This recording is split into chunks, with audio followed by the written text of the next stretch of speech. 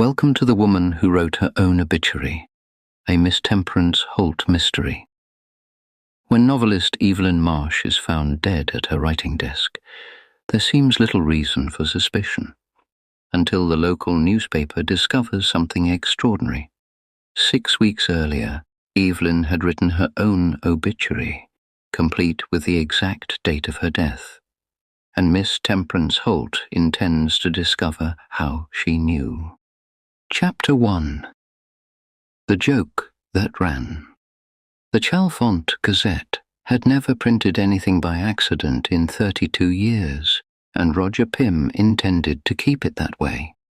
So when he found Evelyn Marsh's obituary sitting in the Tuesday folder, dated for a Tuesday that had not yet happened, his first thought was not fear, it was irritation. He remembered the letter that came with it 6 weeks earlier. Evelyn's handwriting, small and slanted, the kind that looked apologetic even when it was not. She had written that she wanted to see her own send-off done properly, since she doubted anyone else would get the tone right. She called it a private joke between herself and the paper. She asked him to file it and forget it. He had filed it. He had not forgotten it, not quite, but he had certainly not expected to need it. Now it was Tuesday, and Evelyn Marsh was dead, and the date on the obituary matched the date on the death certificate exactly. Roger did not run the story himself. He telephoned the police first, then he telephoned a woman he had met only once, at a literary luncheon 3 years before, whose card he had kept in his top drawer for reasons he could not entirely explain. Miss Holt answered on the second ring, as though she had been waiting for the call, which, as it turned out, she very nearly had. "Roger Pym," she said, "you sound like a man who has found something he wishes he had not filed." "She wrote her own obituary," Roger said, 6 weeks ago, and she got the date right. There was a pause on the line, the sort of pause that meant thinking rather than surprise. "Read it to me," said Miss Holt. "Every word." He read it to her. It was short, barely 200 words, and it was very good, better than anything Roger himself would have managed. It described Evelyn Marsh as a novelist of modest fame and immodest opinions, survived by a daughter and estranged from a husband, predeceased by any illusions about the publishing trade. It named no cause of death. It closed with a line that Roger had read 4 times before he telephoned anyone at all. She always said she would have the last word. She was right, as usual. "That is not a joke," said Miss Holt. "That is a message. Someone was meant to read it after she was gone, and I do not think she meant it to be funny at all." Miss Holt arrived in Chalfont by the 10:40 train, carrying one small case and an umbrella she did not need, since it had not rained in Chalfont for 9 days and would not rain for 4 more. She was 61 years old, unmarried, and known in 3 counties for solving the kind of crime that other people had already decided was an accident. She had a way of listening that made witnesses say more than they intended, and a way of sitting still that made guilty people nervous simply by proximity. She went first to the house on Larch Row, a narrow brick cottage with ivy trained too carefully to be wild, and a study window that faced the garden. It was in that study that Evelyn Marsh had been found, seated at her desk, an unfinished page in the typewriter and a cup of cold tea at her elbow. The local doctor had called it heart failure. Miss Holt intended to find out whether the heart had failed on its own. She was met at the gate by a young constable who clearly did not know what to do with a woman who introduced herself as a private detective and expected to be let past a police cordon on the strength of it. "I telephoned Inspector Bray this morning," she said, before he could object. "He is expecting me. If he is not, you may telephone him yourself and interrupt his breakfast, and I shall wait very patiently while you do." The constable let her past. Inside, the house smelled of old paper and lavender polish, the particular smell of a house kept by someone careful. In the study, 4 people stood about with the awkward stillness of people who have been asked to wait and do not know for how long. Miss Holt took them in with a single unhurried glance, the way another person might read the first line of a book to judge whether the rest was worth the time. There was Julian Marsh, the husband, though not the widower, since the marriage had ended in all but paper 3 years before. He had the look of a man who had once been handsome and had spent the years since deciding whether to be angry about losing it. There was Priya Ashworth, editor at Hallow and Vane, sharp, suited even in a house of mourning, her eyes moving over the bookshelves as though cataloguing them. There was Desmond Voss, a journalist not yet 30, notebook already out, trying and failing to look as though he were not working. And there was Frances Marsh, the daughter, pale and dry-eyed in the particular way of someone who has been crying alone and does not intend to do it in front of an audience. Behind them, in the doorway to the kitchen, stood Mrs. Coombs, the housekeeper, arms folded, watching everyone with the calm of a woman who had seen a great many things in 20 years of service and had stopped being surprised by most of them. "Good morning," said Miss Holt to the room in general. "I understand one of you found her." "I did," said Frances quietly. "Yesterday morning. She was always at her desk by 8. When she wasn't down by 9, I came up." "And the obituary," said Miss Holt. "Which of you knew about it before this morning?" Silence answered her first, which was, in its way, an answer. "I did," said Priya Ashworth finally. "Evelyn told me about it herself, at lunch, weeks ago. She thought it was funny. I did not particularly." "I knew," said Desmond Voss. "Roger showed me the letter in confidence because I cover the arts page and he thought I'd enjoy the joke." Julian Marsh said nothing. Frances Marsh said nothing. Mrs. Coombs, from the doorway, said, "I typed it for her." Every head in the room turned. "She dictated it," said Mrs. Coombs, unbothered by the attention. "One afternoon in June, said she wanted it typed proper, not handwritten, so the paper would take it seriously. I didn't think anything of it. She was always writing, something odd." Miss Holt looked at the housekeeper for a long moment, the way she looked at a sentence she suspected of hiding a second meaning beneath the first. "Then you, Mrs. Coombs," she said, "knew the exact words before anyone else in this house, including, I imagine, the words that have not yet been read aloud." Mrs. Coombs did not flinch. "I typed what she told me to type. I never asked why." "No," said Miss Holt softly. "I do not suppose you did."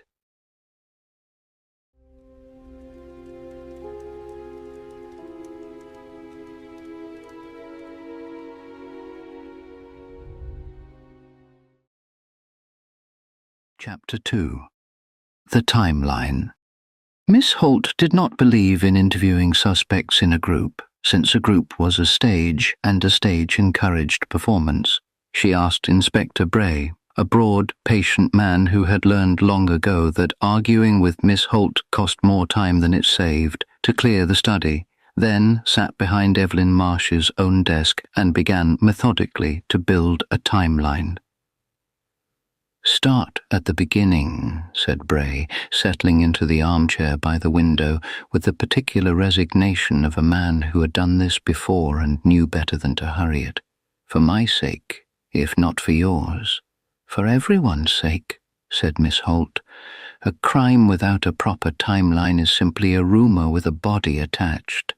The obituary had been dictated on the 9th of June and typed the same afternoon. It had been posted to the Gazette on the 10th. Roger Pym had filed it, told no one but Desmond Voss, and forgotten about it in the ordinary business of running a small paper. Priya Ashworth had heard the joke from Evelyn's own mouth at a lunch on the 12th, 3 days after it was written, which meant Evelyn had told her editor before the letter had even reached the newspaper office. That struck Miss Holt as worth remembering. A private joke, told to an editor within days of being written, was not so private after all. "So 4 people knew," said Bray, counting on his fingers. "Pym, Voss, Ashworth and the housekeeper who typed the thing." "4 people knew the joke existed," said Miss Holt. "That is not the same as 4 people understanding what it meant.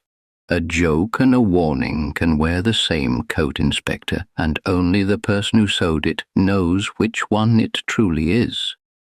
Frances Marsh had not known, she said, until Roger Pym telephoned the house yesterday morning with his condolences and his confusion in equal measure.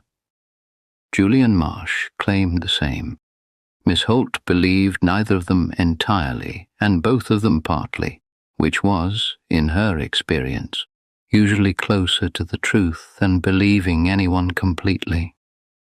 She rose from the desk and walked the room slowly, the way she always did in a house that had not yet told her its secrets, touching nothing, looking at everything.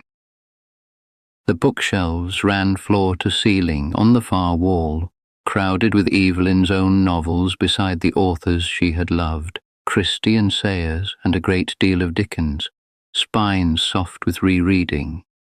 The desk itself was old, mahogany, with a typewriter set precisely in its centre and a small brass lamp beside it. A single sheet remained in the roller, half a paragraph typed and then abandoned mid-sentence, as though Evelyn had simply stopped one afternoon and never come back to finish the thought. "What was she writing?" Bray asked, "when she died?" "A novel," said Miss Holt, reading the page without touching it. "Unfinished. I shall want to read the whole of it before this is done, Inspector, because a woman who spends her days inventing murders is a woman who has thought a great deal about how they are committed and how they are discovered." She turned next to the manner of death.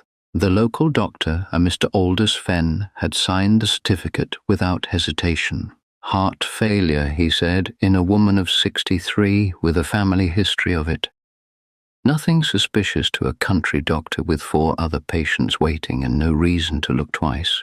Miss Holt sent Bray to fetch him that same afternoon, and Fenn arrived at Larch Row looking like a man who resented being asked to justify a diagnosis he had made in good faith. "I have signed a great many death certificates in this town, Miss Holt," he said, standing rather stiffly by the study door, as though reluctant to come further in. "Mrs. Marsh had a weak heart. I treated it myself for 2 years. Her mother died the same way, and her mother's mother before that. There is nothing remarkable in an old heart finally stopping." "Was there anything unusual about her condition in recent months?" Miss Holt asked, "beyond the ordinary progress of the illness?"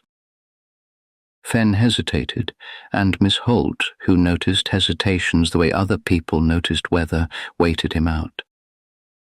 "She complained once or twice of dizziness," he admitted. "Some confusion in the evenings that cleared by morning. I put it down to her age and her tablets both. The dose can do that in some patients.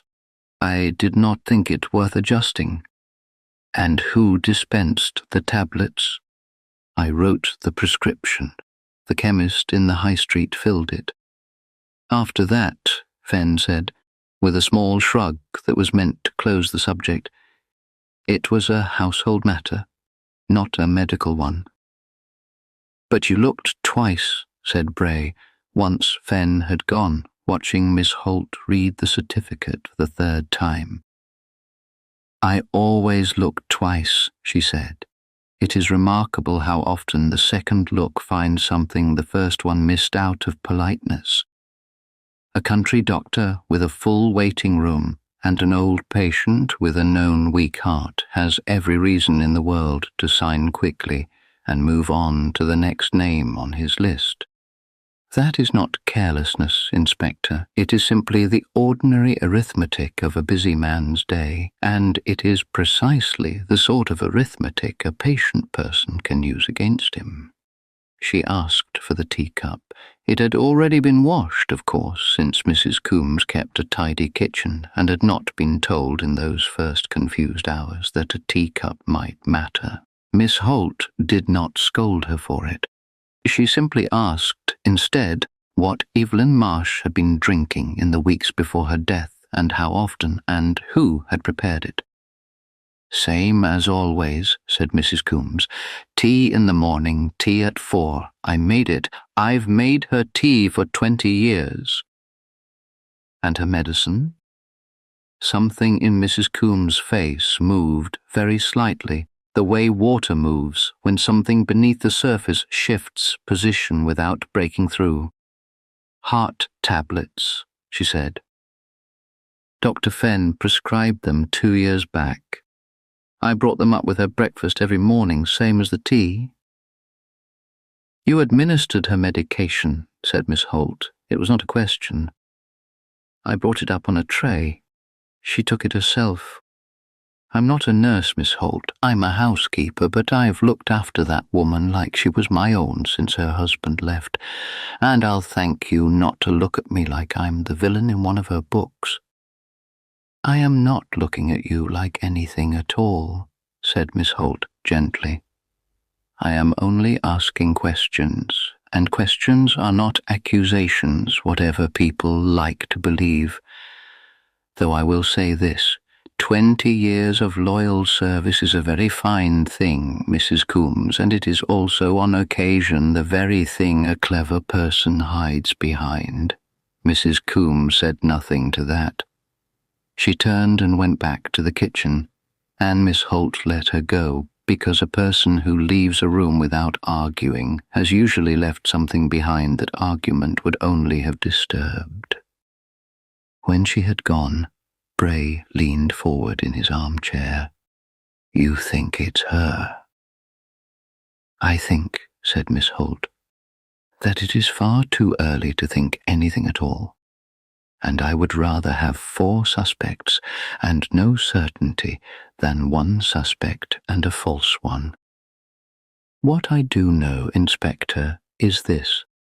A woman with a family history of heart failure who begins, in her last months, to suffer dizziness and evening confusion that clears by morning, is either simply growing old in the ordinary way, or she is being made to grow old rather faster than nature intended. And the only way to tell the difference is to find out exactly what was in that tea, and exactly what was in those tablets, and whether the 2 women in this house who prepared them both told me the truth just now." "2 women?" "Mrs. Coombs," said Miss Holt, "and Frances Marsh, who left this house at 7:30 yesterday morning by the milkman's account, though she told the constable she did not come upstairs until 9. I did not raise it with her directly. Not yet. A lie noticed too early is a lie corrected too easily, Inspector, and I would very much rather see what she does with it before I ask her to explain herself." Everyone has something to hide, especially when it comes to the dead. But some secrets refuse to stay buried. Chapter 3. 4 Small Lies. By the afternoon, Miss Holt had spoken to each of the 4 remaining suspects alone, in the small sitting room that overlooked the garden, and had collected, as she always did, 4 stories and at least 1 lie in each of them. She had asked Bray for 2 things before she began. The first was tea, since she found that most people spoke more freely with something to hold in their hands. The second was silence, since she preferred to let a lie sit in the air for a moment before she reached for it, the way a fisherman lets a line settle before he tightens it. Julian Marsh went first, mostly because he insisted on it, arriving in the sitting room already talking, already explaining himself before he had been asked a single question. "I know how this looks," he said, sitting rather too heavily in the chair across from her. "Estranged husband, turns up in town the week his wife dies. I'd write it the same way, if I were still in the business of writing anything worth reading." "Were you in the business once?" asked Miss Holt. "Journalism, a long time ago, before I discovered I was better at spending Evelyn's money than earning my own." He said it lightly, but there was an old bitterness underneath it, worn smooth, the way a stone is worn smooth by water that has stopped being angry and simply kept moving. "We divorced badly. She kept the house, the royalties, the good opinion of everyone in this town. I kept a flat in Pimlico and a talent for arriving places at the wrong time." "Why did you come to Chalfont?" "Business," he said too quickly, the word arriving before he had properly chosen it. "Which business?"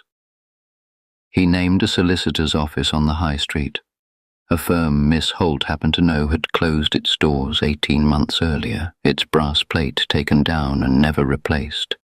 She did not correct him immediately. She simply watched him continue, let him build a little further on a foundation she already knew was hollow, because a lie, allowed to grow tall, falls further and more usefully than one interrupted early. "That firm closed some time ago, Mr. Marsh," she said once he had finished. "I wonder what business you imagined you were conducting there." His face changed then, the practiced ease sliding off it like paint in rain. "Fine. I came to ask her for money. Again. I've asked her a dozen times since the divorce, and she's said no a dozen times, but I keep asking because I keep needing, and there was always a chance, however small, that this time she'd say yes. You were cut from her will 3 years ago." "I was cut from a great many things 3 years ago," said Julian, "but Evelyn was never as hard as she wanted people to believe. She sent money quietly, now and again, when she thought I wasn't clever enough to notice she was doing it out of pity rather than obligation. I hoped this visit might be one of those times. And instead, you found her dead."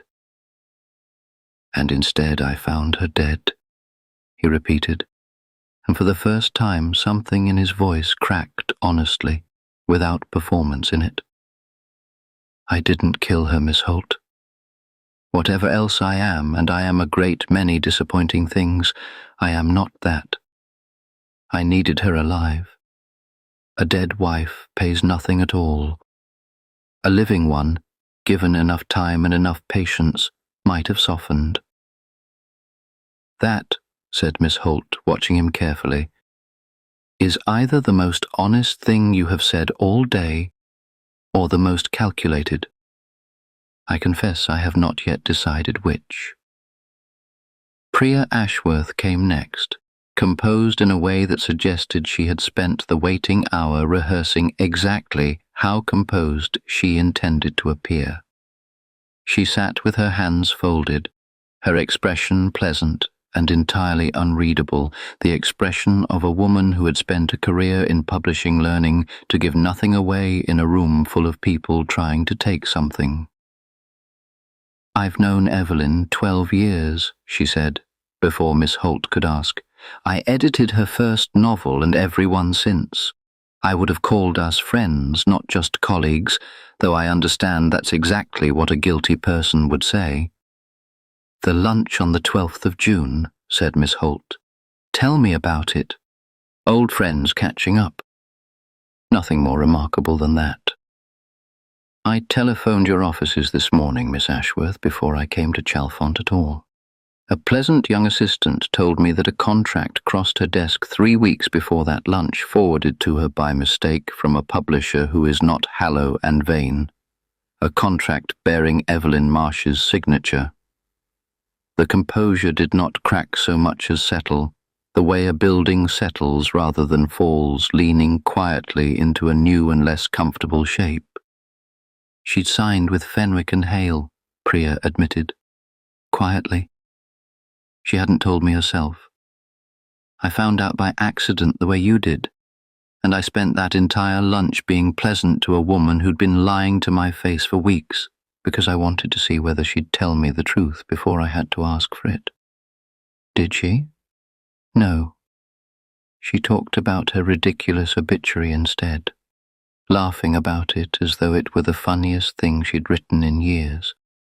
And I sat there smiling and hating her just a little, and wondering how I was going to explain to my board that our best-selling author had walked out the back door while we were still congratulating ourselves on our relationship with her.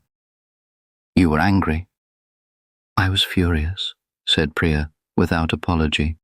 Her last 2 novels sold better than anything else on our list. Losing her wasn't a wound to my pride, Miss Holt. It was a wound to the numbers, and numbers are what keep people like me employed. But anger is not murder, whatever novels like Evelyn's would have you believe. If it were, every editor in London would be in prison, and most of our authors along with us.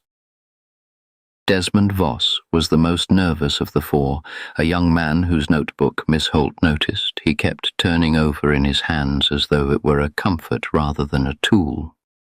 I'm writing a profile of her, he said. Arts page, nothing more than that. Then perhaps you can explain, said Miss Holt, why a young man writing an arts page profile has spent the better part of 3 weeks in the town archive researching a council scandal from 30 years ago. A builder's contract, a bribed inspector, a wall that collapsed and was blamed at the time on bad weather rather than bad concrete. Desmond went pale in the particular honest way of someone caught entirely by surprise. How do you know about that? Because Evelyn Marsh's unfinished manuscript is sitting on her desk at this moment, said Miss Holt. And its opening chapter describes, in barely disguised fiction, a builder's contract, a bribed inspector, and a wall that fell down for reasons this town preferred to forget. You were not writing a profile, Mr. Voss. You were hoping she would hand you her research so that you might publish the true story before her novel ever reached a shop shelf. She wouldn't have minded, Desmond said, the words coming too fast to be entirely convincing. She wanted it told properly. She told me so herself more than once. Perhaps she did, said Miss Holt, but wanting a story told and wanting a particular young man to be the one who tells it first are 2 rather different appetites, and I suspect you understood that distinction a good deal better than she did. Frances Marsh's lie was the quietest of the 4, and the one Miss Holt lingered on longest, because quiet lies are so often built to protect something rather than to gain something, and the 2 are worth telling apart. I found her at 9, Frances said, exactly as she had told the constable the day before, yesterday morning, just as I said. I spoke to your milkman this morning, said Miss Holt gently, on my way up Larch Row. An old habit of mine, speaking to the people no one else thinks to ask. He remembers seeing you leave this house at 7:30, not arrive at 9. Frances's composure, which had held through the constable, through the doctor, through a day and a night of condolence calls, finally gave way quietly, without drama, the way a held breath finally releases. I went for a walk, she said. I couldn't sleep. I went out before it was properly light and walked to the church and back, and when I came home she was already gone. I didn't lie about finding her, Miss Holt. I lied about when I left the house because I didn't think it mattered and because I didn't want anyone asking why I couldn't sleep the night my own mother died. Why couldn't you sleep? Frances was quiet for a long moment, turning the question over as though checking it for a trap before she answered it. "Because 2 nights before she asked me to sit with her, and she told me that if anything ever happened to her, I should read her manuscript before anyone else did. Not the publisher, not Priya, me first. I thought she was being dramatic, the way she always was, spinning a little plot out of an ordinary evening because a plot was simply how her mind worked. I didn't understand until Roger Pym telephoned yesterday morning that she might have meant it literally." Miss Holt sat with that for a moment, the way she sat with most things that mattered, without hurrying past them. "Your mother," she said at last, "seems to have spent her final weeks leaving a great many small instructions for people who did not yet understand they were instructions at all. I begin to think, Miss Marsh, that she knew rather more about her own situation than anyone in this house has yet admitted, including perhaps herself."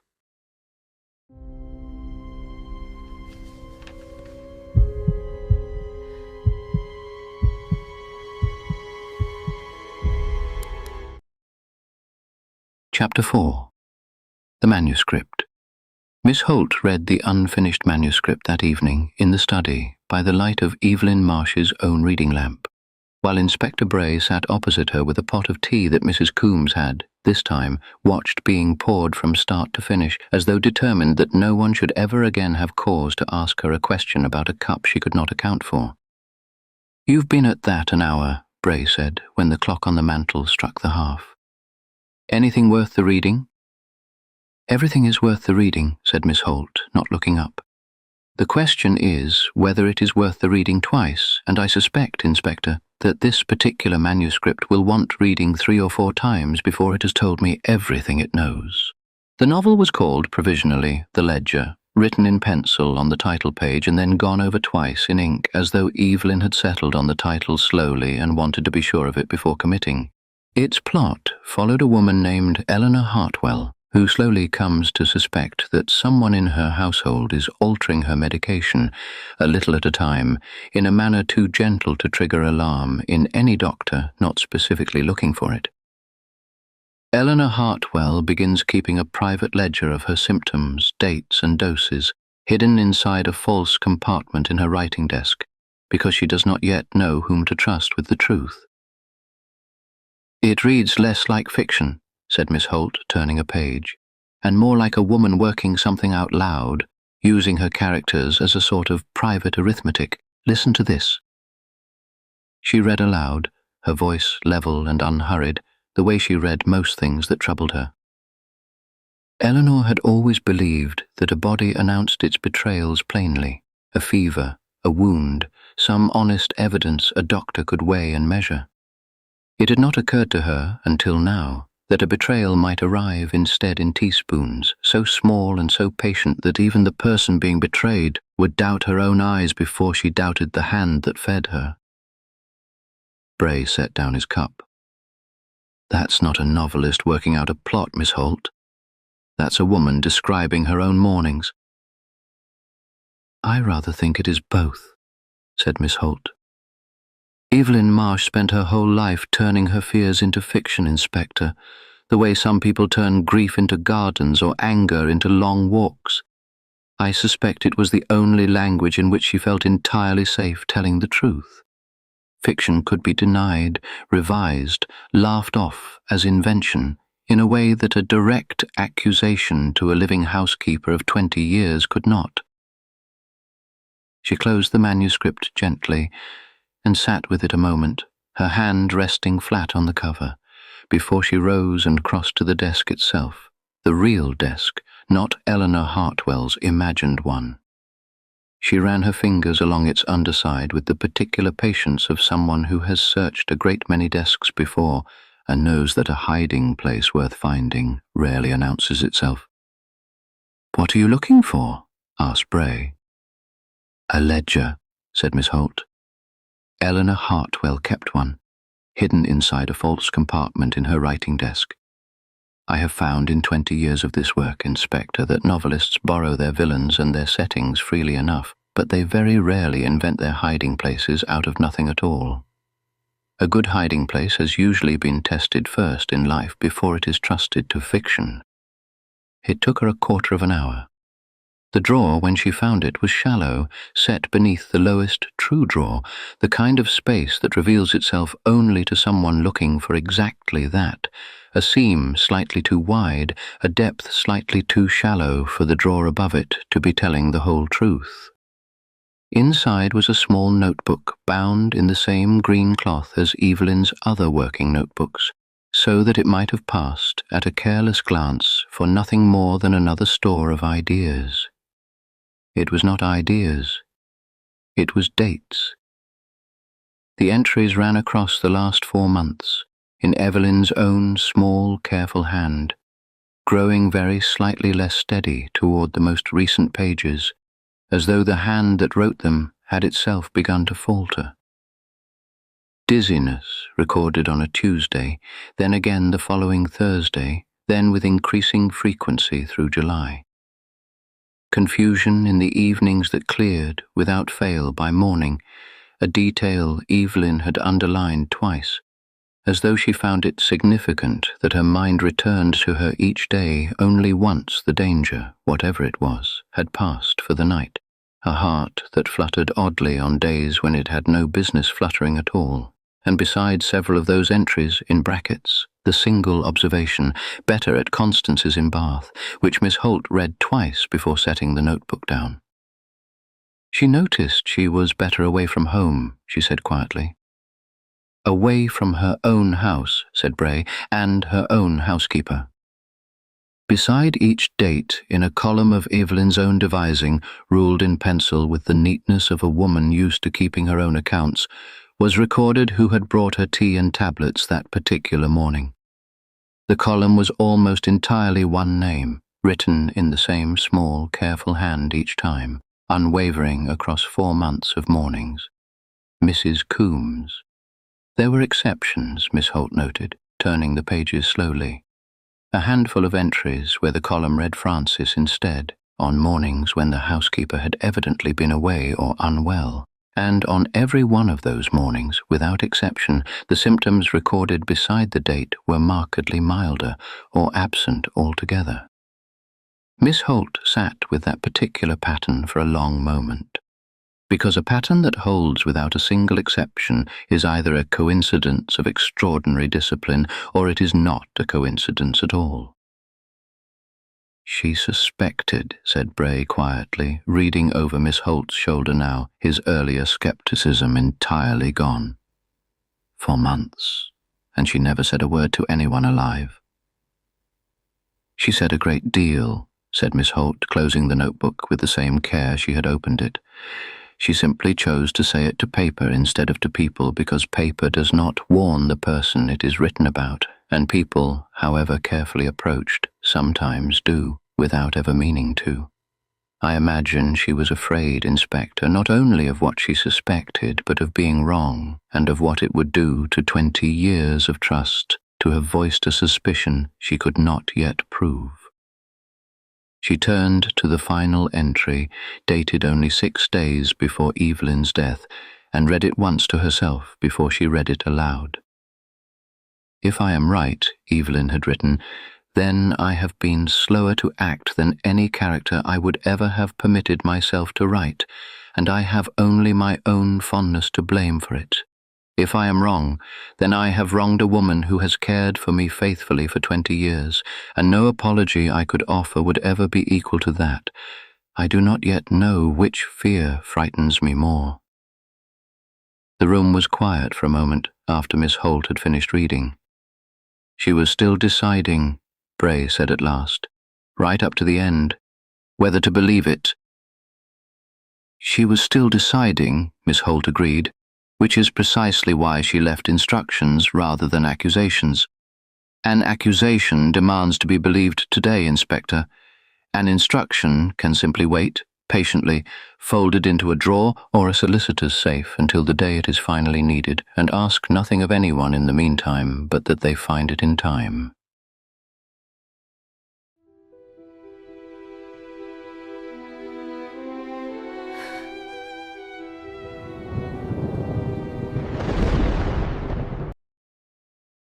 Chapter 5. The Second Letter. It was Frances Marsh, at Miss Holt's gentle suggestion, who telephoned her mother's solicitor the following morning, a Mr. Aubrey Latch of Latch and Pryor, a firm so old-fashioned it still used blotting paper and addressed its clients, invariably by their full names. Mrs. Evelyn Marsh, Frances repeated twice into the receiver, her voice steadier than Miss Holt had yet heard it.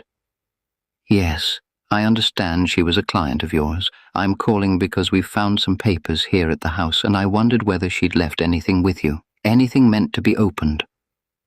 There was a pause on the line long enough that Miss Holt, seated across the room with her tea gone cold beside her, could see the exact moment the answer arrived, in the small straightening of Frances's shoulders. There is, Frances said, covering the receiver with one hand. He says there's a letter. Mr. Latch, when Miss Holt took the telephone herself, proved to be a precise and faintly apologetic man who explained at some length, and with evident discomfort at having to explain it at all, that Evelyn Marsh had lodged a sealed letter with his firm 11 weeks earlier, with written instructions that it be opened and delivered only in the event of her death, and only if that death occurred within 6 months of the letter being lodged. An unusual instruction, Miss Holt observed. Unusual, but not unheard of, said Mr. Latch. Clients occasionally leave such things. Most of the time they are never needed, and we destroy them, unopened on the expiry of whatever term the client has set. I confess I did not expect to be delivering this particular one so soon after it arrived. Did she say why she wished it lodged for 6 months and not longer? She did not confide in me, Miss Holt. Solicitors are not generally told the why of a thing, only the what and the when. I can tell you only that she seemed, when she brought it in herself, in a great hurry to have it done, and rather less inclined than most of my clients to make conversation about it afterward. The letter arrived at Larch Row by 11:30, delivered by Mr. Latch's own clerk on a bicycle, sealed in a stiff cream envelope with Evelyn's small, careful hand across the front, addressed not to Frances, nor to the police, but simply to whoever reads this after me, a phrase that made even Inspector Bray, who had seen a great many strange things in his years on the force, go quiet for a moment before he nodded for Miss Holt to open it. She read it aloud to the assembled household, in the same sitting room where she had heard 4 small lies the day before, and where this time no one interrupted her, not once, from the first word to the last. Evelyn's second letter was not funny, the way the obituary had pretended to be. It was plain, careful, and clearly written by a woman who suspected she was running out of time and wanted, above all else, to be believed after she no longer could speak for herself. She wrote that she had noticed, some months before, a pattern to her own poor health, one that improved without fail whenever she was away from home, at conferences, at her sister Constance's house in Bath, and worsened just as reliably within days of returning to Larch Row. She wrote that she had told herself at first that this was simply the anxiety of travel giving way, on her return, to the comfort of routine, and that it had taken her a shamefully long time to consider the less comfortable explanation. She wrote that she loved Mrs. Coombs, had trusted her for 20 years, had leaned on her through a divorce and a decade of solitary evenings in a house too large for one person, and that she found it nearly impossible to believe what her own careful notes seemed increasingly to be telling her. This was, she confessed, precisely why she had told no one, not Frances, not her doctor, not even her sister, fearing that she was simply an old woman inventing conspiracies out of loneliness and too much of her own fiction. She wrote that she had learned, 3 weeks before the letter was lodged, of a codicil to her late sister's estate, a codicil she had stumbled upon entirely by accident while helping Constance settle some family papers, one that named Mrs. Coombs as beneficiary of a small trust, a sum not enormous but not negligible either, conditional on Evelyn's own death occurring before a certain date.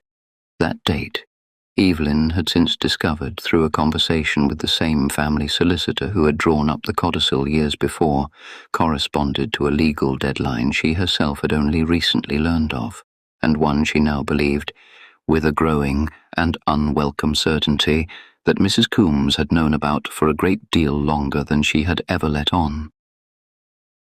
I do not know when she learned of it, Evelyn had written, or whether the knowledge came upon her slowly or all at once.